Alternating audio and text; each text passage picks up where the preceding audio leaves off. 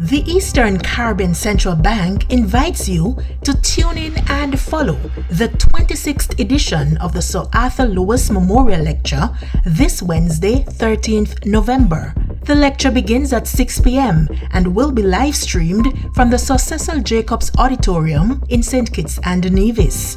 Pro Vice Chancellor, Principal of the University of the West Indies Five Islands Campus, Professor Justin Robinson, will deliver the lecture on the theme Resilience and Shared Prosperity, Implications and Imperatives for Small Island Developing States. Tune in to national radio and television stations across the Eastern Caribbean Currency Union and follow on the ECCB Connects Facebook page and YouTube channel for live coverage. It's the 26th edition of the Sir Arthur Lewis Memorial Lecture this Wednesday beginning at 6 p.m.